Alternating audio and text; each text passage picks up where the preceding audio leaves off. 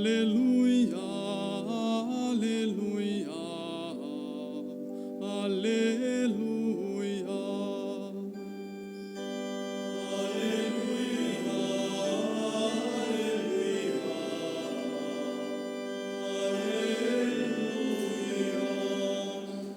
Encontramos o Messias Jesus Cristo, de graça e verdade Ele é pleno, de sua imensa riqueza, graça sem fim recebemos.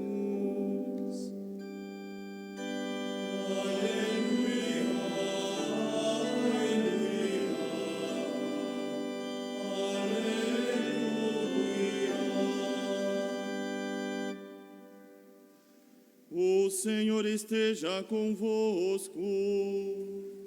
Ele está no meio de nós. Proclamação do Evangelho de Jesus Cristo, segundo João. Glória a vós, Senhor. Naquele tempo, João estava de novo com 2 de seus discípulos. E vendo Jesus passar, disse: Eis o Cordeiro de Deus. Ouvindo essas palavras, os 2 discípulos seguiram Jesus. Voltando-se para eles e vendo que estavam seguindo, Jesus perguntou: O que estáis procurando? Eles disseram: Rabi, que quer dizer mestre, onde moras? Jesus respondeu: Vinde ver. Foram, pois, ver onde ele morava, e nesse dia permaneceram com ele. Era por volta das 4 da tarde. André, irmão de Simão Pedro, era um dos 2 que ouviram as palavras de João e seguiram Jesus. Ele foi encontrar primeiro seu irmão Simão e lhe disse: Encontramos o Messias, que quer dizer Cristo. Então André conduziu Simão a Jesus. Jesus olhou bem para ele e disse: Tu és Simão, filho de João. Tu serás chamado Cefas, que quer dizer pedra. Palavra da salvação. Glória a vós, Senhor. Ave Maria, cheia de graça, o Senhor é convosco. Bendita sois vós entre as mulheres, e bendito é o fruto do vosso ventre, Jesus. Rogai por nós, pecadores. Queiram sentar-se, por gentileza. Queridos irmãos e irmãs, todos aqueles também que nos acompanham pela internet, essa liturgia de hoje tem uma particularidade que não pode ser escondida ou não pode deixar de dizer, de explicar. Temos que falar e temos que falar a verdade. Muitas vezes na liturgia, a liturgia vem nos trazendo uma mensagem de bondade, de misericórdia, de fortaleza, etc. Hoje ela vem trazendo uma mensagem muito importante, que às vezes é pouco falada. Mas para bem entendermos, apreciarmos e tirarmos os princípios e ensinamentos dessa liturgia, gostaria de lembrar com todos, talvez, creio que a maioria ou todos já devem ter ouvido a respeito da história de Jonas. Já ouviram falar sobre Jonas? É famoso, muito conhecido. Já ouviram? As crianças? Quando se fala aquele que foi engolido pela baleia, né? A pessoa, é Jonas. Mas é interessante que antes dele ser engolido pela baleia, a história dele tem muitos ensinamentos. Por quê? Porque Jonas, ele era uma pessoa que recebeu um chamado, uma vocação, uma missão. Deus se dirigiu a ele, Jonas, e conversou com ele. Já imaginaram o que é isso? Deus se dirige à pessoa, diz: olha, ele ouve a Deus, Deus diz: eu quero que você faça isso, aquilo e aquilo outro. Foi o que foi dito a Jonas. Deus disse a ele: Jonas, levanta-te, vá para Nínive, e lá vós devereis falar que o povo está vivendo não conforme a vontade de Deus. Nínive, capital da Síria, não são amigos do nosso povo? Ele não quis obedecer à voz de Deus. E é puxado que ele foi pegar um barco, só que o barco, o destino dele era o contrário de Nínive, onde Deus tinha mandado ele ir. Então acontece aqui já um ensinamento. Muitas vezes nós ouvimos a voz de Deus através de uma pessoa, através de uma santa missa, através de um bom exemplo. Deus fala com cada um de nós, e a pessoa vai ter uma ação, uma atitude diante desta voz de Deus. Infelizmente, ele não quis obedecer a Deus. Não sei se concordam, mas tem muitas pessoas que às vezes também não querem obedecer à voz de Deus. Deus pede algo, isso não. Não. O que aconteceu? Ele pegou o barco saiu em direção oposta à que Deus queria. Às vezes é assim, Deus quer para a pessoa um caminho, e a pessoa toma outro caminho. Prepare-se. Nosso Senhor diz: eu sou o caminho, a verdade e a vida. Quando eu não sigo o caminho que Deus quer, eu sigo um caminho contrário. Quando já estavam bem longe, bem adiante, vem uma tempestade. O tempo fica nublado como hoje, uma chuva, as ondas ficam revoltas. Todo mundo começa a ficar com medo. Vai afundar o barco. Vai afundar o barco. Vai afundar o barco. Quando a pessoa toma o caminho contrário à vontade, à voz de Deus, cuidado, que o barco pode afundar. E Jonas foi para aquela parte de baixo, é convés, né? O convés do porão do barco, foi dormir no meio da tempestade. E os outros que estavam no barco, todos começaram a rezar. E tinham vários deuses. Começou a rezar para um deus, para o outro, etc. Todo mundo fazendo uma oração. E Jonas, sem fazer a sua oração. Até que o capitão chega, vê ele lá deitado. Jonas, fulano, todo mundo aqui está rezando, você não está rezando, olha só a situação que nós estamos. Tremendo, né? Ele que era seguidor do Deus verdadeiro, Deus tinha falado com ele, no momento da aflição, ele não recorreu a Deus.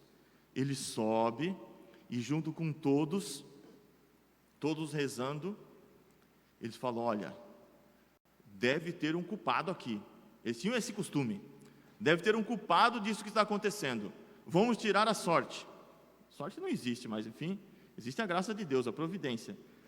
Vamos tirar a sorte, para saber quem que é o culpado. Aí tinham vários assim, tiraram a sorte. E sabem quem caiu o culpado? Nele, Jonas. Realmente Deus tinha... Mesmo quando às vezes a pessoa não quer obedecer a Deus, Deus age. Com a malcriação da pessoa, com a desobediência, Deus assim mesmo ainda age. E Jonas reconheceu: realmente fui eu. Eu não obedeci, eu sou seguidor do único e verdadeiro Deus, mas eu não obedeci o seu pedido, a sua voz. Não quis cumprir a minha missão, a minha vocação, o meu chamado. Por isso, digo para vocês: me joguem no mar.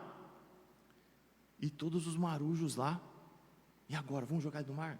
Não, vamos fazer o seguinte: tem uma ilha aqui próximo, vamos arremando até lá e vamos colocá-lo na ilha. E foram, só que não teve jeito. O vendaval, a tempestade, as ondas, etc. Ele teve que pular na água. E em um dos momentos que ele estava lá, empurraram ele Buf, caiu na água. Nesse momento, o mar se acalmou. E aí depois o que aconteceu? Não vou terminar a história hoje, porque a liturgia não vem tratando sobre Jonas, né? Só para nós entendermos, né? Quando a pessoa não quer ouvir ou não quer obedecer à voz de Deus, o chamado de Deus, se prepare. E aqui nós temos na primeira leitura, aqui na nossa liturgia de hoje, nesse segundo domingo, nós temos Samuel, que está ao lado da arca, imagina, né? Onde tinha ali os vasos sagrados, etc. Algo precioso, santo. Ele ouve uma voz: Samuel, Samuel. Ele pensa que não sabe que era Deus, até que chega um momento que, com a ajuda do outro, ele reconhece, é Deus que está me chamando. E ele diz algo muito interessante, que é muito usado pelos arautos: estou aqui, eis-me aqui, estou pronto, presto sum. Quando Deus nos chama, nós devemos responder como Samuel: estou aqui, estou pronto, o que queres que eu faça? E diz aqui a liturgia: Senhor, fala que teu servo escuta. Diga, Senhor, o que queres de mim? É o que a liturgia vem perguntando para cada um de nós hoje. O que Deus quer da nossa vida? O que Deus quer da minha vida? O que Deus quer que eu faça? Que modo Ele quer que eu tome? Que caminho eu devo tomar? E diz mais aqui: Samuel crescia e o Senhor estava com ele, e não deixava cair por terra nenhuma de suas palavras. Samuel era fiel à palavra de Deus, ao pedido de Deus, ao chamado de Deus, e Deus estava com ele. Bom, isso aqui é uma introdução, né? Essa leitura hoje está muito bem, foi inspirada pelo Espírito Santo, ela se encaixa muito bem. É uma introdução, uma preparação para a segunda leitura. O que diz a segunda leitura da carta de São Paulo aos Coríntios, que pode ser a cada um de nós, Antônio, Carlos, Maria, José, e etc. Irmãos, o corpo não é para a imoralidade, mas para o Senhor. E mais abaixo diz: fuge da imoralidade. Devemos fugir da imoralidade. Aqui é um ponto. Hoje, Deus nos chama para fugir da imoralidade, fugir do pecado, levar uma vida santa. E vamos falar aqui a verdade. Nossa Senhora em Fátima disse: as modas ofendem muito ao meu filho, 1917. Como estão as modas hoje? Uma abominação. As pessoas se vestem de uma forma impura. Não é só a mulher não, o homem também. Andam de uma forma impura pelas ruas. Às vezes acabam vindo dentro do templo sagrado da igreja com uma roupa inconveniente e vivem de uma forma impura. Padre, mas isso é muito forte. É o que a liturgia vem nos trazendo hoje. Devemos nos portar com respeito, com dignidade. E a liturgia vem nos falando, nos dando uma missão. Nós devemos reconhecer que nós somos filhos de Deus. Veja como continua esta segunda leitura. Mas o fornicador peca contra o seu próprio corpo. A pessoa impura peca contra si mesmo. E São Paulo aperta mais ainda, puxa mesmo a orelha assim, e diz: ou ignorais que o vosso corpo é um santuário do Espírito Santo? Nós somos um santuário do Espírito Santo. A nossa presença deve ser um sinal de Deus. A nossa presença deve ser um convite aos outros para praticar a virtude. As pessoas devem, olhando para cada um de nós, sem orgulho, sem vaidade, esta pessoa é uma pessoa piedosa, é uma pessoa honesta, é uma pessoa íntegra, é uma pessoa cheia de fé. E não deve olhar para nós com segundas intenções. Eu não devo chamar a atenção com segundas intenções, porque senão eu viro um outdoor de Satanás, onde as pessoas olham para mim e pecam. Eu nunca devo ser assim. Hoje a liturgia vem nos chamando, vem nos convidando para uma vida pura, para uma vida santa. E continua. Não resisto em dizer, já devem ter ouvido falar de Diógenes, um grande filósofo grego. Ele, veja só, viveu antes de nosso Senhor Jesus Cristo, 300 e poucos anos antes. Um dia ele estava andando na praça de Atenas. Era um povo muito culto, sábio, né? E prezava pelos valores mais altos. Ele estava andando pela praça à noite com uma lamparina, uma lanterna da época, e ele, como era muito conhecido, perguntaram: Diógenes, o que estás procurando? E ele vira assim e diz: estou procurando um homem.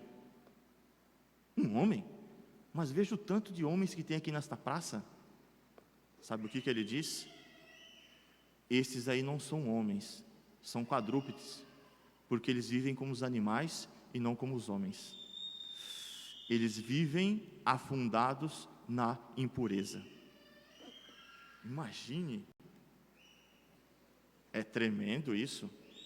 Continuando a liturgia, nós temos o Evangelho, onde o Evangelho é belíssimo isso aqui. São João está com seus 2 discípulos e eles encontram pelo caminho quem? Nosso Senhor. Eles tiveram um encontro com Nosso Senhor. E São João Batista apresenta os 2 a Nosso Senhor. Olha a palavra, a voz. E Nosso Senhor conversa com eles. E eles perguntam aqui: quem é Nosso Senhor? O que estáis procurando? Nosso Senhor diz a eles: o que estáis procurando? É uma pergunta que podemos aplicar a nós. O que nós procuramos na nossa vida? Procuramos o pecado, a impureza, a imoralidade? Ou nós procuramos a virtude, a pureza, a virgindade, a castidade, a santidade? Procuramos a Deus. E diz aqui: ouvindo essas palavras, os 2 discípulos seguiram Jesus. Voltando-se para ele, vendo que o estavam seguindo, Jesus perguntou: o que estáis procurando? E eles disseram: Rabi, que quer dizer mestre, onde moras? Eles queriam conhecer mais Nosso Senhor. Isso que é bonito. Nós hoje estamos ouvindo um chamado para conhecer mais a Nosso Senhor, para se aproximar mais de Nosso Senhor, mas para isso temos que abandonar o que foi dito aqui anteriormente. Mais embaixo, mais à frente, diz: então André conduziu Simão a Jesus. Jesus olhou bem para ele e disse, falou, um chamado, uma missão: tu és Simão, filho de João, tu serás chamado Cefas, que quer dizer pedra. E Simão mudou de nome, de um pescador se tornou um apóstolo, se tornou o primeiro Papa. Ele mudou. A partir do momento que a pessoa ouve Nosso Senhor, que a pessoa tem um encontro com Nosso Senhor, e a pessoa se abre para Nosso Senhor, a pessoa muda, a pessoa se converte, a pessoa começa a seguir a Nosso Senhor Jesus Cristo.